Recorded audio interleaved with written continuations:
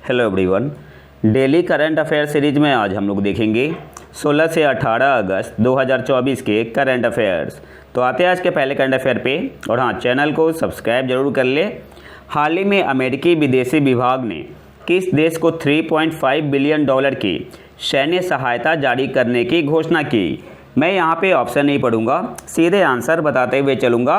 तो option A आपका यहाँ पे सही आंसर हो जाएगा, इजराइल। हाल ही में अमेरिकी विदेशी विभाग ने किस देश को 3.5 बिलियन डॉलर की सैन्य सहायता जारी करने की घोषणा की?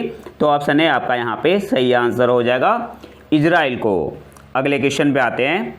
हाल ही में समाचारों में देखी गई तुर्काना झील किस देश में स्थित है? तो गिवन ऑप्शन में ऑप्शन डी आपका यहाँ पे सही आंसर होगा, केन्या। हाल ही में समाचारों में देखी गई लेक तुर्काना झील किस देश में स्थित है? तो ऑप्शन डी आपका यहाँ पे सही आंसर हो जाएगा, केन्या। अब लेक तुर्काना के बारे में कुछ इंपॉर्टेंट पॉइंट देख लेते हैं। यह आपका विश्व का लार्जेस्ट डिजर्ट लेक है, पहला पॉइंट। और ये किसका पार्ट है? ओमो तुर्काना बेसिन का। जो लेक तुर्काना है किसका पार्ट है? ओमो तुर्काना बेसिन का। और ये 4 देशों में फैला है, इथोपिया, केन्या, साउथ सूडान और युगांडा। अगले क्वेश्चन पे आते हैं। डीआरडीओ ने लंबी दूरी के ग्लाइड बम का सफल परीक्षण किया, इसे क्या नाम दिया गया है? तो ऑप्शन सी आपका यहाँ पे सही आंसर होगा, गौरव। ये आपसे एग्जाम में ऐसे भी पूछ सकता है कि गौरव क्या है? लंबी दूरी का ग्लाइड बम है और इसका सफल परीक्षण किसने किया? डीआरडीओ ने। तो ऑप्शन सी आपका यहाँ पे सही आंसर होगा। अगले क्वेश्चन पे आते हैं। प्रथम ग्लोबल ओवरसीज महिला कबड्डी लीग का आयोजन किस राज्य में किया जाएगा? तो गिवन ऑप्शन में ऑप्शन बी आपका यहाँ पे सही आंसर होगा, हरियाणा। प्रथम ग्लोबल ओवरसीज महिला कबड्डी लीग का आयोजन किस राज्य में किया जाएगा? तो ऑप्शन बी आपका यहाँ पे सही आंसर होगा, हरियाणा, जिसमें 15 देशों की महिला एथलीट भाग लेगी। अगले क्वेश्चन पे आते हैं। हाल ही में भारत के कैबिनेट सचिव के रूप में किसे नियुक्त किया गया है? तो गिवन ऑप्शन में ऑप्शन डी आपका यहाँ पे सही आंसर होगा, टीवी सोमनाथन। हाल ही में भारत के कैबिनेट सचिव के रूप में किसे नियुक्त किया गया है? तो गिवन ऑप्शन में ऑप्शन डी आपका यहाँ पे सही आंसर होगा, टीवी सोमनाथन। और ये किनका स्थान लेंगे? तो राजीव गौबा का। अगले क्वेश्चन पे आते हैं। हाल ही में भारत के प्रस्तावों के बाद हिंद महासागर में कितने पानी के नीचे की भौगोलिक विशेषताओं जियोग्राफिकल फीचर्स को आधिकारिक तौर पर नामित किया गया है? Following recent proposal from India, how many under water geographical feature in the Indian Ocean have been officially named? यहाँ पे जियोग्राफिकल फीचर का मतलब क्या हुआ? जैसे कि आपका सी माउंट हो गया, डीज हो गया, इसके अलावा गुयोट हो गया, एटोल हो गया, ये सब क्या है? जियोग्राफिकल फीचर है। तो गिवन ऑप्शन में ऑप्शन ए आपका यहाँ पे सही आंसर हो जाएगा, 3। हाल ही में भारत के प्रस्तावों के बाद हिंद महासागर में कितने पानी के नीचे की भौगोलिक विशेषताओं को आधिकारिक तौर पर नामित किया गया है? तो ऑप्शन है आपका यहाँ पे सही आंसर होगा, 3। अब यहाँ से कुछ इंपॉर्टेंट पॉइंट देख लेते हैं। 3 under water geographical structure located in the Indian Ocean have been awarded names proposed by India. और किनके नाम पे रखा गया है? जो 3 जियोग्राफिकल स्ट्रक्चर है वो किनके नाम पे रखा गया है जिसे प्रपोज किया गया इंडिया के द्वारा? तो एक रखा गया है अशोक सी माउंट, ठीक है, इसे हम लोग आगे समझेंगे सी माउंट क्या होता है। दूसरा आपका रखा गया है चंद्रगुप्त रिज और तीसरा रखा गया है कल्पतरु रिज। तो ये 3 नाम आपको याद रखना इंपॉर्टेंट है। जो 3 अंडर वाटर जियोग्राफिकल स्ट्रक्चर जो कि कहाँ लोकेटेड है? इंडियन ओशियन में, have been awarded names propose by India. और वो 3 नाम कौन से रखे गए हैं? तो एक तो अशोक सम्राट के नाम पे रखा गया है, अशोक सी माउंट, चंद्रगुप्त रिज और कल्पतरु रिज। इसके अलावा अच्छा, इस अवार्ड को दिया किसने? मतलब किसने परमिशन दिया नाम रखने के लिए? तो एक तो आपका हो गया इंटरनेशनल हाइड्रोग्राफिक ऑर्गेनाइजेशन, IHO। तो आपसे एग्जाम में पूछ सकता है, IHO stands for International Hydrographic Organisation. और यूनेस्को का है inter governmental oceanographic commission, short में इसे बोलते हैं IOC, have recently awarded names originally proposed by India. इसके अलावा कुल मिलाकर हिंद महासागर में अब 7 संरचनाएं हैं जिनके नाम मुख्य रूप से भारतीय वैज्ञानिकों के नाम पर है या हिंद महासागर के इस क्षेत्र में भारत द्वारा प्रस्तावित नाम है। तो 3 तो आपका ये हो गया, Ashoka seamount, Chandragupta ridge, Kalpataru ridge, और बाकी के 4 कौन से हैं? तो एक आपका हो गया रमन रिज, जो पहले के 4 है ये एक्सेप्ट किया गया था 1992 में। पानीकर सी माउंट ये आपका एक्सेप्ट किया गया था 1993 में। सागर कन्या सी माउंट ये आपका एक्सेप्ट किया गया था 1991 में। और एक है वाडिया गुयोट, ये आपका एक्सेप्ट किया गया था 1993 में। अब यहाँ पिक्चर के माध्यम से हम लोग इसे डिटेल में समझेंगे। तो ये आपका है चंद्रगुप्त, ये आपका है चंद्रगुप्त रिज, ये आपका है अशोक सी माउंट, और ये आपका है कल्पतरू रिज। अच्छा, रिज क्या होता है? अंडर वाटर माउंटेन रेंज होता है। रिज क्या होता है? अंडर वाटर माउंटेन रेंज होता है, काफ़ी लंबा होता है, ठीक है, माउंटेन रेंज होता है। इसके अलावा हम लोग यहाँ पे देखेंगे सी माउंट और गुयोट क्या होता है। आप यहाँ पिक्चर में देख सकते हैं, ये आपका है सी माउंट और ये आपका है गुयोट। अच्छा, इन दोनों में फ़र्क क्या होता है? तो सी माउंट जो होता है ओशियन के नीचे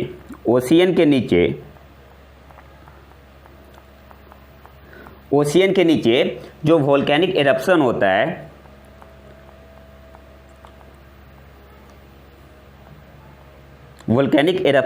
है, तो एक पहाड़ सा बन जाता है और प्लेट टकराने की वजह से होता है, और ये पानी के नीचे होता है। ये भी आपको याद रखना है, ओशियन के नीचे जो वोल्केनिक इरप्शन होता है प्लेट टकराने की वजह से, तो एक पहाड़ सा बन जाता है और पानी के नीचे होता है। और इसमें क्या ध्यान देना है, जो सी माउंट होता है ना, इसमें नुकीली टिप होती है। यहाँ पे आप देख रहे हो नुकीली टिप होती है सी माउंट में। और गुयोट में क्या होता है? गुयोट बेसिकली क्या है? फ्लैट टॉप्ड सी माउंट है, फ्लैट टॉप्ड सी माउंट है। इन दोनों में फ़र्क क्या है? तो देखो, सी माउंट में क्या है, एक तो आपका पानी के नीचे रहेगा और इसका टिप क्या होगा? नुकीला होगा। और गुयोट में क्या होता है? फ्लैट टॉप सी माउंट, मतलब इसका टिप आप देखो, जो इसका अपर सरफेस है वो क्या होता है? फ्लैट होता है, फ्लैट टॉप सी माउंट, जिसे क्या बोलते हैं? गुयोट बोलते हैं। तो एक बेसिक डिफरेंस है सी माउंट और गुयोट में। सी माउंट में क्या है? नुकीला है ना, जो अपर पार्ट है, और गुयोट में क्या है? फ्लैट है। तो गुयोट एक तरीके से क्या हुआ? फ्लैट टॉप सी माउंट हुआ। तो ये डिफरेंस है सी माउंट और गुयोट में। अगले क्वेश्चन पे आते हैं। हाल ही में किन 2 देशों ने द्विपक्षीय वायुसेना अभ्यास उदार शक्ति 2024 में भाग लिया? सही आंसर यहाँ पे क्या होगा? ऑप्शन बी आपका यहाँ पे सही आंसर होगा, भारत और मलेशिया। और ये कहाँ पे हुआ? कुआंतन मलेशिया में। हाल ही में किन देशों ने द्विपक्षीय वायुसेना अभ्यास उदार शक्ति 2024 में भाग लिया? तो भारत और मलेशिया ने। कहाँ पे हुआ? कुआंतन मलेशिया में। अगले क्वेश्चन पे आते हैं। पॉल कगामे ने हाल ही में किस देश के राष्ट्रपति के रूप में शपथ ली? सही आंसर क्या होगा? रवांडा। पॉल कगामे ने हाल ही में किस देश के राष्ट्रपति के रूप में शपथ ली? तो गिवन ऑप्शन में ऑप्शन ए आपका यहाँ पे सही आंसर होगा, रवांडा। और ये इनका कौन सा टर्म था? ये इनका था 4th टर्म। ये भी हो सकता है एग्जाम में पूछ ले, तो ये भी याद रखना है, 4th टर्म है इनका। अगले क्वेश्चन पे आते हैं। प्रत्येक वर्ष विश्व हाथी दिवस कब मनाया जाता है? तो गिवन ऑप्शन में ऑप्शन सी आपका यहाँ पे सही आंसर होगा, 12 अगस्त को। प्रत्येक वर्ष विश्व हाथी दिवस कब मनाया जाता है? तो ऑप्शन सी आपका यहाँ पे सही आंसर होगा, 12 अगस्त। इसके अलावा 2024 की थीम क्या है, यानी इस साल की थीम क्या है? तो personifying pre historic beauty, theological relevance and environmental importance. Hindi में क्या बोलेंगे? प्रागैतिहासिक सौंदर्य, धार्मिक प्रासंगिकता और पर्यावरणीय महत्व को व्यक्त करना। और कब मनाते हैं? वर्ल्ड एलिफेंट डे 12 अगस्त को। थीम क्या है? Personifying pre historic beauty, theological relevance and environmental importance, तो थीम इम्पोर्टेंट है, एग्जाम में पूछ सकता है। और जो एशियाई हाथी है इन्हें IUCN के रेड लिस्ट में कौन से में रखा गया है, कौन से रूप में रखा गया है, तो लुप्त प्राय इंडेंजर्ड में। ठीक है, तो ये भी आपको याद रखना है। भारत में टोटल एलिफेंट रिजर्व कितने हैं, तो 33 है। ठीक है, ऑफिशियल साइट से लिया है मैंने। भारत में टोटल एलिफेंट रिजर्व कितने हैं, तो ऑफिशियल साइट में भी मेंशन है 33। और सबसे आखिरी कौन सा बना था, तो सबसे आखिरी था आपका 33वां कौन सा था, तेराई एलिफेंट रिजर्व। कहाँ पे सेटअप हुआ है, उत्तर प्रदेश में। इसके अलावा सबसे ज़्यादा हाथी कौन से राज्य में है, तो कर्नाटक में है। सबसे ज़्यादा कर्नाटक में है, 6000 से ज़्यादा ऐसा है। इसके बाद है आपका असम में है, और इसके बाद है केरल में। अगले क्वेश्चन पे आते हैं। अंतर्राष्ट्रीय ओलंपिक समिति के एथलीट आयोग के दूसरे उपाध्यक्ष के रूप में किसे चुना गया है, तो गिवन ऑप्शन में ऑप्शन ए आपका यहाँ पे सही आंसर होगा, अभिनव बिंद्रा जी।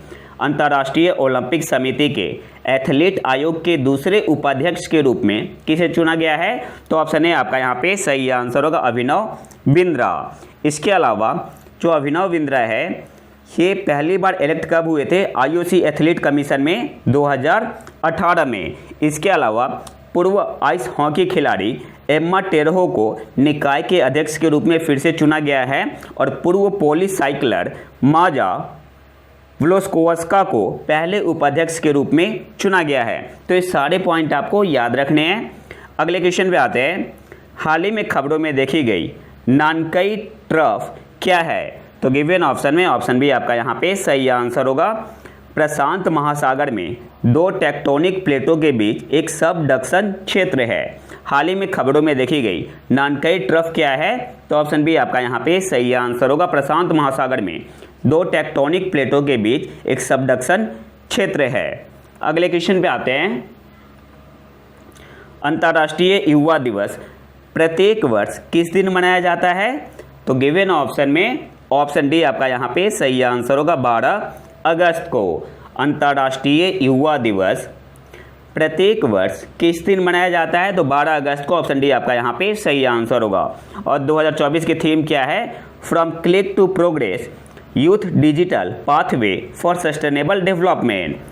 अंतर्राष्ट्रीय युवा दिवस 2024 की थीम क्या है, from click to progress youth digital pathway for sustainable development.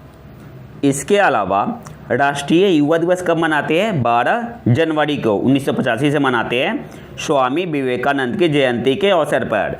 तो दोनों में डिफरेंस क्या है, अंतर्राष्ट्रीय युवा दिवस मनाते हैं 12 अगस्त को। 2024 की थीम है from click to progress youth digital pathway for sustainable development. और राष्ट्रीय युवा दिवस कब मनाते हैं, 12 जनवरी को 1985 से, स्वामी विवेकानंद की जयंती के अवसर पर। अगले क्वेश्चन पे आते हैं। हाल ही में विश्व का सबसे पुराना कैलेंडर किस देश में खोजा गया है, तो तुर्की या तुर्की में। ऑप्शन है आपका यहाँ पे सही आंसर होगा। अगले क्वेश्चन पे आते हैं। भारतीय रेलवे ने वन इंडिया वन टिकट पहल को बढ़ावा देने के लिए किस संगठन के साथ साझेदारी की है, तो ऑप्शन सी आपका यहाँ पे सही आंसर होगा, राष्ट्रीय राजधानी क्षेत्र परिवहन निगम। सो इंग्लिश में क्या बोलती है, national capital region transport corporation, NCRTC के साथ भारतीय रेलवे ने वन इंडिया वन टिकट पहल को बढ़ावा देने के लिए किस संगठन के साथ साझेदारी की है, तो राष्ट्रीय राजधानी क्षेत्र परिवहन निगम, national capital region transport corporation के साथ। अगले क्वेश्चन पे आते हैं। हाल ही में कौन सा राज्य छात्राओं को सैनिटरी नैपकिन खरीदने के लिए पैसे देने वाला देश का पहला राज्य बन गया है, तो मध्य प्रदेश। ऑप्शन बी आपका यहाँ पे सही आंसर होगा। हालांकि कर्नाटक, राजस्थान और दिल्ली जैसे कुछ राज्यों में छात्रों को मुफ्त सैनिटरी नैपकिन दिए जाते हैं, लेकिन नगद राशि केवल मध्य प्रदेश में दी जा रही है। इसलिए आपका सही आंसर क्या हो जाएगा, ऑप्शन बी मध्य प्रदेश। अगले क्वेश्चन पे आते हैं। किस संस्था ने ट्राइबो इलेक्ट्रिक नैनो जनरेटर नामक एक विशेष तकनीक का उपयोग करके उन्नत जूते बनाए हैं? तो IIT इंदौर ने। ऑप्शन ए आपका यहाँ पे सही आंसर होगा। किस संस्था ने ट्राइबो इलेक्ट्रिक नैनो जनरेटर नामक एक विशेष तकनीक का उपयोग करके उन्नत जूते बनाए हैं? तो ऑप्शन ए आपका यहाँ पे सही आंसर होगा, IIT इंदौर ने। अब यहाँ से कुछ इंपॉर्टेंट पॉइंट देख लेते हैं। IIT इंदौर ने सैनिकों के लिए ऐसे तकनीक से लैस विशेष जूते डिजाइन किए हैं जो बिजली पैदा कर सकते हैं और वास्तविक समय में पहनने वाले के स्थान का पता लगा सकते हैं। IIT इंदौर पहले ही रक्षा अनुसंधान एवं विकास संगठन DRDO को इन जूतों की 10 जोड़ी की पहली खेप की आपूर्ति कर चुका है। अब थोड़ा देख लेते हैं कि जो आपका ट्राइबो इलेक्ट्रिक नैनो जनरेटर होता है ये बेसिकली क्या है। अधिकारियों के अनुसार प्रोफेसर IF पलानी के मार्गदर्शन में बनाए गए जूते ट्राइबो इलेक्ट्रिक नैनो जनरेटर तकनीक से सक्षम है और ये करता क्या है, हर कदम पर बिजली पैदा कर सकता है और बिजली जो है, जो बिजली जनरेट होगा, इलेक्ट्रिसिटी जो जनरेट होगा यह तलों सोल्स में लगे एक उपकरण में संग्रहित हो जाएगी और इसका उपयोग क्या होगा, छोटे उपकरणों को संचालित करने के लिए किया जा सकता है। बेसिकली जो आपका ट्राइबो इलेक्ट्रिक नैनो जनरेटर है ये डिवाइस है जो कि क्या करता है, that turn movement into electrical energy. ये आपका जो ट्राइबो इलेक्ट्रिक नैनो जनरेटर है ये मूवमेंट को किस में चेंज करता है, किस में कन्वर्ट करता है, इलेक्ट्रिकल एनर्जी में, यूजिंग ए स्पेशल इफेक्ट। और इस स्पेशल इफेक्ट को क्या बोलते हैं, ट्राइबो इलेक्ट्रिक इफेक्ट। तो ये भी याद रखना है, इस स्पेशल इफेक्ट को क्या बोलते हैं, ट्राइबो इलेक्ट्रिक इफेक्ट बोलते हैं। अगले क्वेश्चन पे आते हैं। राष्ट्रीय संस्थान रैंकिंग फ्रेमवर्क NIRF इसे शॉर्ट में बोलते हैं, 2024 में कौन सा संस्थान शीर्ष स्थान पर रहा? तो ओवरऑल में IIT मद्रास रहा है और इंजीनियरिंग में भी IIT मद्रास टॉप पे है। तो ऑप्शन बी आपका यहाँ पे सही आंसर होगा। NIRF 2024 में कौन सा संस्थान शीर्ष स्थान पर रहा? तो ऑप्शन बी आपका यहाँ पे सही आंसर होगा, IIT मद्रास। इसके अलावा और भी कुछ इंपॉर्टेंट पॉइंट देख लेते हैं। इंजीनियरिंग में भी लगातार 8वें साल IIT मद्रास आपका टॉप में रहा है। सेकंड पे कौन है, ओवरऑल की बात हो रही है, सेकंड पे है IISc बेंगलोर। इसके बाद है IIT बॉम्बे तीसरे पोजीशन पे, चौथे पोजीशन पे IIT दिल्ली और IIT कानपुर है 5वें स्थान पे, IIT खड़गपुर है 6ठे स्थान पे, एम्स दिल्ली है 7वें स्थान पे, IIT रुड़की है 8वें स्थान पे, IIT गुवाहाटी है 9वें स्थान पे और 10वें स्थान पे है JNU न्यू दिल्ली। अगले क्वेश्चन पे आते हैं। भारत और किस देश के बीच संयुक्त सैन्य अभ्यास मित्र शक्ति आयोजित किया जा रहा है? तो किसके बीच होता है मित्र शक्ति? भारत और श्रीलंका के बीच। ऑप्शन डी आपका यहाँ पे सही आंसर होगा। और इस बार इसका 10वां एडिशन हो रहा है, ये भी याद रखना है, ये इंपॉर्टेंट है, एडिशन ही पूछता है। तो अभी 2024 में मित्र शक्ति का आपका 10वां एडिशन है। किन दो देशों के बीच होता है? भारत और श्रीलंका के बीच। किस टाइप का एक्सरसाइज है? तो ज्वाइंट मिलिट्री एक्सरसाइज है। नाम क्या है? मित्र शक्ति है। और इस बार कहाँ पे हो रहा है? मदुरुओया श्रीलंका में। तो ये सारे इंपॉर्टेंट पॉइंट है जो कि याद रखने हैं। ये 12 अगस्त से 25 अगस्त 2024 तक चलेगा। अगले क्वेश्चन पे आते हैं। किस खिलाड़ी ने जुलाई 2024 के लिए ICC men's player of the month का पुरस्कार जीता? तो गस एटकिंसन। ऑप्शन है आपका यहाँ पे सही आंसर होगा। कौन से देश के है? इंग्लैंड के सीमर है। किस खिलाड़ी ने जुलाई 2024 के लिए ICC men's player of the month का पुरस्कार जीता? तो गस एटकिंसन ने। कौन से देश के है? इंग्लैंड के है। और महिलाओं में किसने जीता? तो श्रीलंका की कैप्टन है चमारी अथापुथु। तो ये भी इंपॉर्टेंट है जो कि आपको याद रखना है। अगले क्वेश्चन पे आते हैं। प्रत्येक वर्ष किस दिन को विश्व अंगदान दिवस के रूप में मनाया जाता है? तो ऑप्शन बी आपका यहाँ पे सही आंसर हो जाएगा, 13 अगस्त को। प्रत्येक वर्ष किस दिन को विश्व अंगदान दिवस के रूप में मनाया जाता है? तो ऑप्शन बी आपका यहाँ पे सही आंसर होगा, 13 अगस्त को। और 2024 की थीम क्या है? Be the reason for someone's smile today.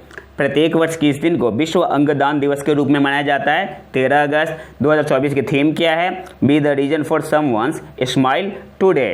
तो ये तो था हमारा आज का लेक्चर। अगर आपको इसका PDF चाहिए तो आप हमारे टेलीग्राम चैनल प्रतीक IQ करंट अफेयर को ज्वाइन कर सकते हैं। और अगर वीडियो पसंद आए तो लाइक करें और चैनल को सब्सक्राइब जरूर कर लें। मिलते हैं नए वीडियो में नए टॉपिक के साथ, तब तक के लिए नमस्कार, जय हिंद।